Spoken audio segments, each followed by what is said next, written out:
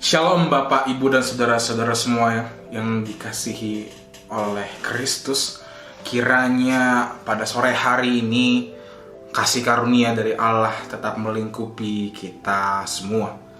Bapak, Ibu, dan saudara-saudara semua, di sore hari ini saya akan merefleksikan 4 ayat yang diambil dari Ibrani 6, ayatnya yang ke-9 sampai yang ke-12. Mari kita baca secara bersama-sama dengan judul perikop berpegang teguh pada pengharapan. Tetapi hai saudara-saudaraku yang kekasih, sekalipun kami berkata demikian tentang kamu, kami yakin bahwa kamu memiliki sesuatu yang lebih baik, yang mengandung keselamatan. Sebab Allah bukan tidak adil sehingga ia lupa akan pekerjaanmu dan kasihmu yang kamu tunjukkan terhadap namanya, oleh pelayanan kamu kepada orang-orang kudus yang masih kamu lakukan sampai sekarang. Tetapi kami ingin supaya kamu masing-masing menunjukkan kesungguhan yang sama untuk menjadikan pengharapanmu suatu milik yang pasti, sampai pada akhirnya agar kamu jangan menjadi lamban, tetapi menjadi penurut-penurut mereka yang oleh iman dan kesabaran mendapat bagian dalam apa yang dijanjikan Allah. Bapak, Ibu, dan saudara-saudara semua, pada tahun 2019 Indonesia digemparkan dengan sebuah berita dari seorang pemuda yang bernama Aldi Novel Adilang. Mungkin Bapak, Ibu, dan saudara-saudara semua pernah mendengar berita ini. Ia adalah seorang pemuda berumur 18 tahun yang mengalami peristiwa terhanyut di Samudra Pasifik selama 49 hari. Dan selama perjuangan hidupnya ini ia hanya makan persediaan makanannya selama seminggu. Tetapi setelah itu ia mencari ikan di tengah lautan dan memakannya, baik itu secara bakar, direbus, bahkan dimakan secara mentah-mentah. Tapi Bapak, Ibu, saudara-saudara semua, ada kisah yang menarik selain perjuangan hidupnya. Karena di dalam perjalanannya itu ada sebuah perjalanan spiritualitas yang dialami oleh seorang Aldi. Karena di 2 minggu pertama, Aldi mengalami kehancuran batin, kegoncangan jiwa, karena ia berpikir bahwa ia tidak akan lagi selamat. Bahwa ia berpikir bahwa ia tidak akan lagi bertemu dengan orang-orang tuanya. Ia berpikir bahwa ia tidak akan lagi bisa hidup. Ia berpikir bahwa ia akan hilang selama-lamanya di Samudra Pasifik. Ia bahkan di tengah keputusasannya itu, dia bahkan memutuskan untuk bunuh diri. Tetapi di tengah putus asanya itu, Aldi membaca Alkitab, menyanyikan lagu rohani, dan berdoa. Saya tidak menyoroti tindakannya itu, tapi saya menyoroti bahwa apa yang ia lakukan telah menumbuhkan pengharapannya kembali.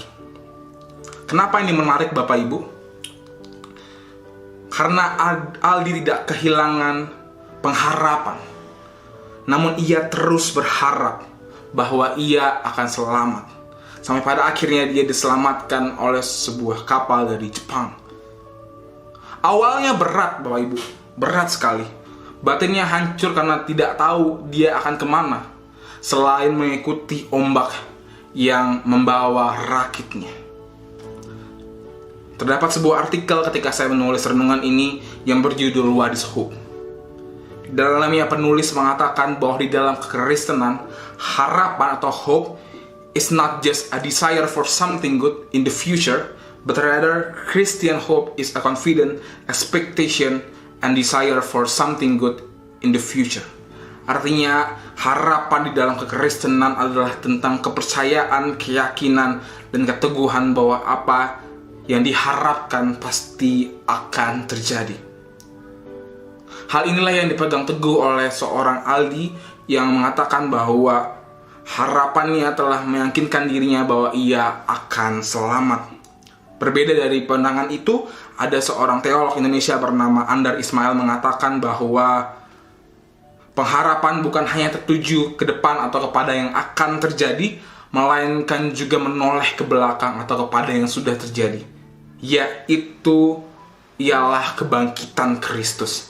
Yang di dalam 1 Petrus 1 ayat 3 dikatakan bahwa kebangkitan Kristus adalah dasar yang membawa kita kepada hidup yang penuh dengan pengharapan. Saudara-saudara yang terkasih, pada hari ini saya merefleksikan bahwa pengharapan adalah prasyarat yang membuat kita hidup. Tanpa adanya harapan, kita hanya memiliki keputusasaan yang mungkin membawa kita ke dalam kebinasaan, saudara-saudara. Tetapi dengan adanya harapan, kita dapat semakin dikuatkan dalam mempertahankan kehidupan. Tapi menurut saya, pengharapan itu atau harapan ini adalah sebuah pilihan. Pengharapan hanya dapat kita rasakan jika kita memilih untuk terus berharap. Begitu sebaliknya, hilang pengharapan hanya dapat dirasakan ketika kita memilih untuk tidak berharap lagi. Layaknya dua sisi mata koin yang akan bertahan jika kita mau mempertahankannya pada satu sisi. Tapi kita bisa memperbalikannya di sisi yang lain jika kita mau membalikannya. Tapi yang pasti, modal utama hidup adalah pengharapan. Kita berpengharapan selama kita hidup, dan kita hidup selama berpengharapan. Pada masa pandemi ini, Bapak Ibu dan saudara-saudara semua, pengharapan merupakan kunci bagi kita dapat melewati setiap pergumulan yang dihadapi. Saya yakin setiap Bapak Ibu dan saudara-saudara semua memiliki pergumulan. Meskipun setiap orang pastinya memiliki pergumulan berbeda-beda. Tapi satu yang pasti, kita harus terus berpengharapan bahwa Allah terus hadir, bekerja, dan memulihkan dunia dan kehidupan saudara dan saya. Meskipun kita tidak tahu apa yang akan terjadi ke depannya, tapi marilah kita terus berpengharapan, Bapak Ibu.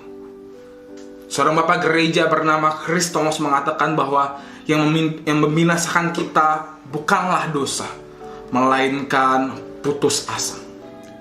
Saya tahu bahwa kesulitan untuk hidup dalam berpengharapan adalah konsisten, teguh, dan bersabar. Itu adalah kesulitan untuk terus berpengharapan. Tapi kita perlu meyakini bahwa dengan bersikap konsisten, teguh, dan bersabar akan membentuk kita menjadi pribadi yang lebih baik lagi. Sulit memang, tapi percayalah, Tuhan kita Yesus Kristus akan menyertai kita sampai kapanpun. Kini saya persilakan Bapak Ibu untuk berdoa secara pribadi untuk menggumuli renungan ini.